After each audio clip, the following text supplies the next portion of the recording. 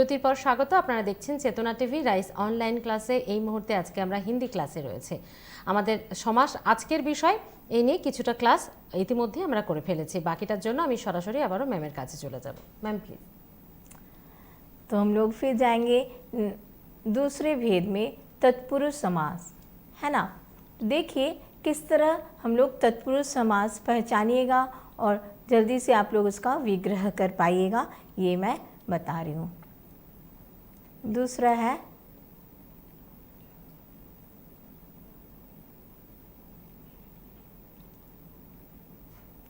तत्पुरुष समास। तत्पुरुष समास पहचानिएगा कैसे, देखिए जिस समास में बाद का अर्थात द्वितीय पद की प्रधानता रहती है, उत्तर पद प्रधान होता है, शॉर्ट में मैंने पहले ही बताया है, और है ना दोनों पदों के बीच कारक विभक्ति चिन्ह लुप्त हो जाता है, उसे हम लोग तत्पुरुष समास कहते हैं। जैसे विग्रह कर रहे हैं तो देखिएगा कारक विभक्ति चिन्ह लग रहा हो और उस शब्द का द्वितीय पद प्रधान है, तो आप जान जाइएगा कि वो तत्पुरुष समास है।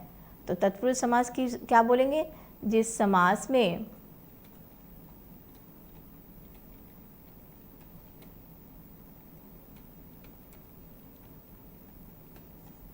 उत्तर पद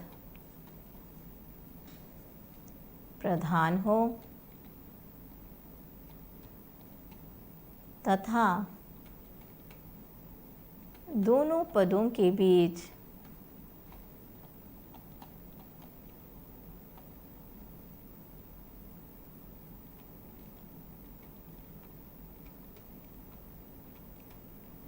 दोनों पदों के बीच का कारक चिन्ह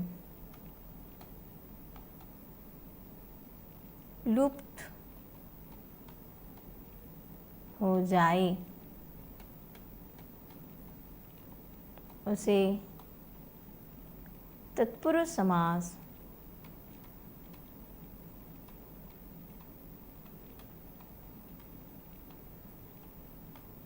कहते हैं। ठीक है, तो हम लोग देख रहे हैं तत्पुरुष समास किस तरह हम लोग पहचानेंगे। मैं कुछ यहाँ पे उदाहरण दे रही हूँ, जैसे देखिए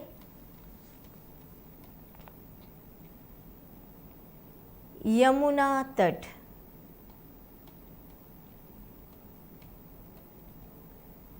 इस शब्द में कौन सा प्रधान है, तट प्रधान है, क्योंकि हम लोग यमुना नदी का नाम जानते हैं, इसलिए मैं बोल रही हूँ यमुना तट। अगर नहीं जानती तो क्या बोलती, नदी का तट, है ना, वहाँ पे विभक्ति चिन्ह लगता।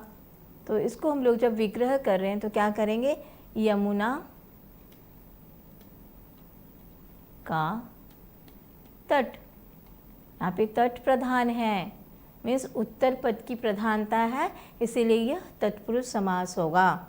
तत्पुरुष समास में मैं और आगे भी बोली हूँ, तत्पुरुष समास में हमेशा कारक विभक्ति चिन्ह का हम लोग विग्रह करते हैं, तो कारक विभक्ति चिन्ह का ही प्रयोग करते हैं। ठीक है, नेक्स्ट मैं एक और शब्द बोल रही हूँ, जैसे रेखांकित। यहाँ देखिए कौन सा दो शब्द है, एक है रेखा और दूसरा है अंकित। तो यहाँ क्या बोलना चाह रहा है, रेखांकित सबसे क्या क्या पता चल रहा है, कुछ चीज़ हम लोग रेखा से अंकित किए हैं, तो अंकित प्रधान है, तो इसको हम लोग क्या करेंगे, रेखा से अंकित। देखिए यहाँ भी कारक विभक्ति चिन्ह लगा हुआ है, से का, है ना, है। पराधीन, देखिए पराधीन दो शब्द हैं, एक पर और एक अधीन, है ना, तो हम लोग इसका विग्रह करेंगे पर के अधीन, क्योंकि यहाँ पे अधीन प्रमुख था, है ना। तो ऐसा ही हम लोग पहचानेंगे किस तरह, तत्पुरुष समास में द्वितीय पद प्रधान होते हैं। तो दो मैं पढ़ाई हूँ अभी तक, एक है अव्ययी भाव समास। अव्ययी भाव समास में पूर्व पद की प्रधानता होती है और तत्पुरुष समास में उत्तर पद की प्रधानता होती है। नेक्स्ट हम लोग जाएंगे कर्मधारय समास, कर्मधारय समास।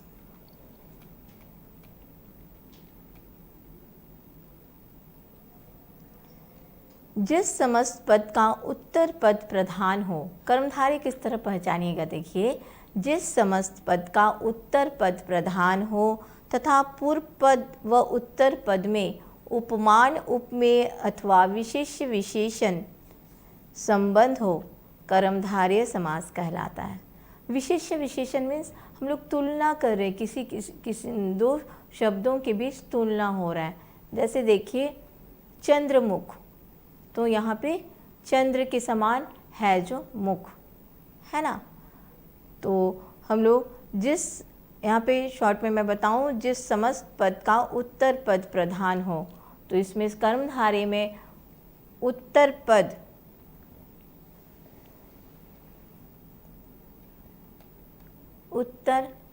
पद की प्रधानता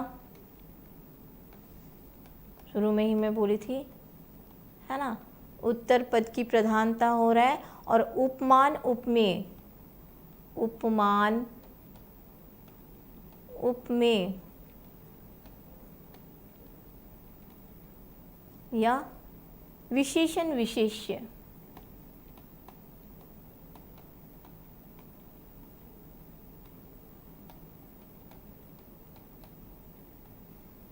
संबंध हो, उसे हम लोग विशेष्य संबंध हो रहा है, उसे हम लोग कर्मधारय समास कहते हैं। ठीक है, यहाँ पे मैं कुछ उदाहरण दे रही हूँ। जैसे देखिए महादेव,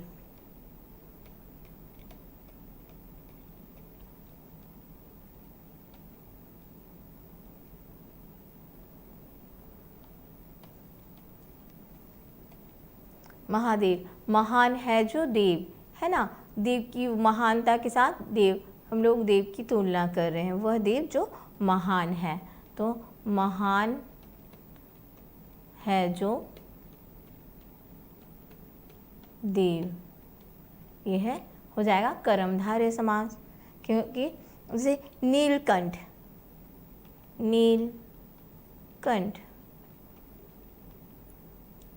नीला है जो कंठ, ठीक है। जैसे मैं और दो उदाहरण दूंगी कर्मधारय में, गुरुदेव,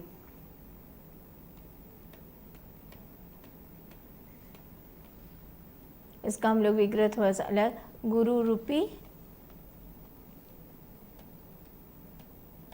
देव है ना। चंद्रमुख,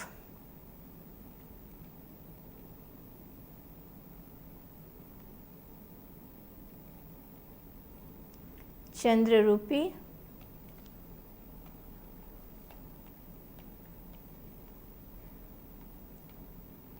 इसको हम लोग इस तरह भी विग्रह कर सकते हैं, चंद्र के समान है जो मुख, चंद्रमुख, ठीक है। मुख की तुलना हम लोग चंद्र के साथ कर रहे हैं। तो ये हो गया हमारा कर्मधारय समास। नेक्स्ट हम लोग जाएंगे बहुव्रीहि समास।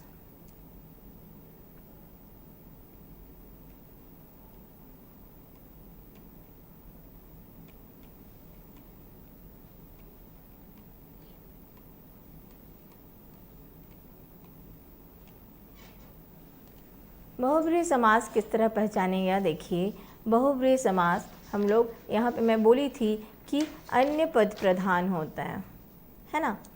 जिस समस्त पद में कोई पद प्रधान नहीं होता बल्कि दोनों पद मिलकर किसी तीसरे पद की ओर संकेत करता है, उसे हम लोग बहुव्रीहि समास कहते हैं। क्या बोल रही हूँ मैं, अन्य पद प्रधान होता है। बहुव्रीहि समास में अन्य पद की प्रधानता होती है।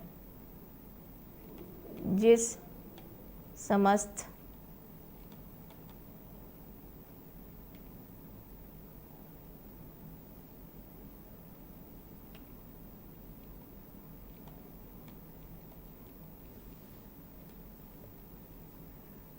पद में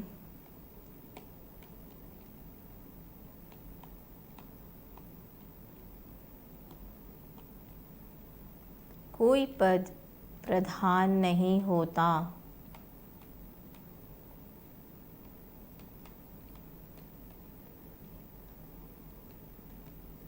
बल्कि दोनों मिलकर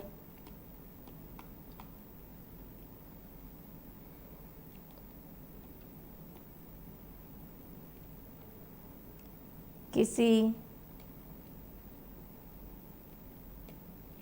तीसरे पद की ओर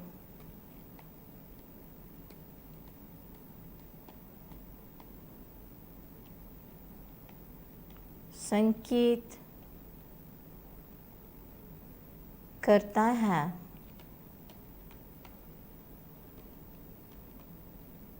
उसे बहुब्रीहि समास कहते हैं।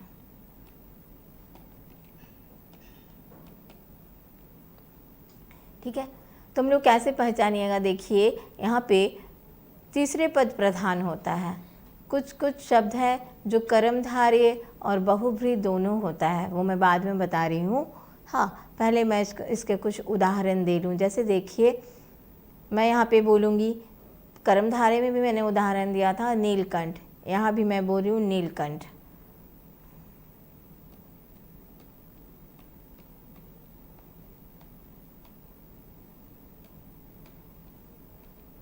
इसका विग्रह कैसे करेंगे? नील है कंठ जिसका वह, अर्थात शिव जी। इसका विग्रह हम लोग इस तरह करेंगे, नीला है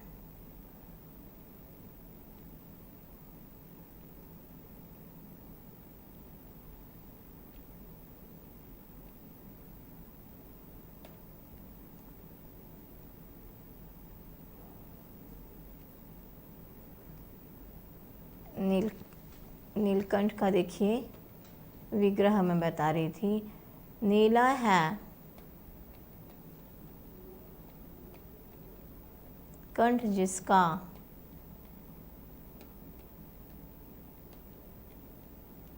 वह, अर्थात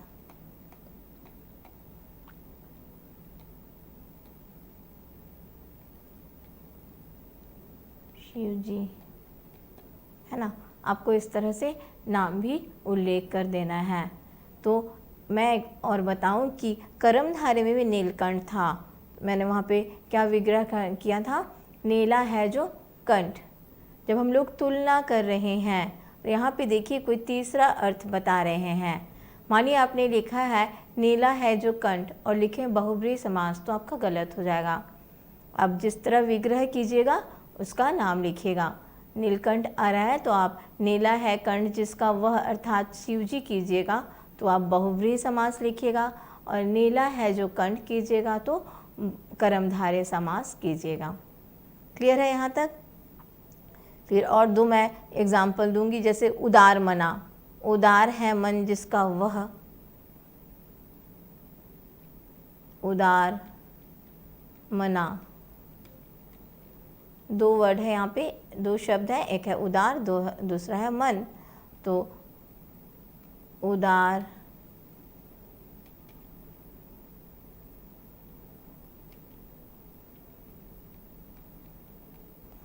है मन जिसका वह व्यक्ति। तो हम लोग हर किसी को उदार मना नहीं बोलेंगे, जिसका किसी, बहुत लोगों में किसी एक व्यक्ति का ही उदार मन होता है। तो उदार है मन जिसका वह व्यक्ति, वह विशिष्ट व्यक्ति को ही हम लोग उदार मना कहेंगे, इसीलिए यह बहुब्रीहि समास हुआ। जैसे मैं बोलूँगी निर्धन, बहुत समय आता है निर्धन, तो निर्धन हर लोग गरीब हो सकता है, निर्धन नहीं हो सकता है ना। तो उसका विग्रह किस तरह कीजिएगा, देखिए निर्धन, उसका विग्रह कीजिएगा निर्गत है धन जिससे वह व्यक्ति, अर्थात वह विशिष्ट व्यक्ति जिसके पास एक भी धन न हो। निर्गत है धन जिससे वह व्यक्ति निर्धन। हर कोई निर्धन नहीं होता, मीन्स वो बहुव्रीहि समास होगा, एक विशिष्ट अर्थ को ही बताएगा, इसे हम लोग कहते हैं बहुव्रीहि समास। तो समझ में आया किस तरह बहुव्रीहि समास और कर्मधारय समास में हम लोग अंतर, जिस तरह हम लोग विग्रह करेंगे उस तरह हम लोग उस समास का नाम लिखेंगे। हमेशा हर शब्द कर्मधारय बहुव्रीहि एक जैसा नहीं होता है, लेकिन कुछ शब्दों में मेल होता है। तो जिस तरह हम लोग विग्रह करेंगे, जैसे कर्मधारय जैसा विग्रह किए तो कर्मधारय समास, बहुव्रीहि जैसा विग्रह किए तो बहुव्रीहि समास। ओके मैम, एक ब्रेक का समय और ब्रेक के बाद हम लोग ज़रूर हिंदी क्लास फिर से लौट के आएंगे और फिर से बाकी का जो पार्ट है वो आपके पास हम लोग समझ लेंगे, लेकिन अभी एक ब्रेक का समय हो गया।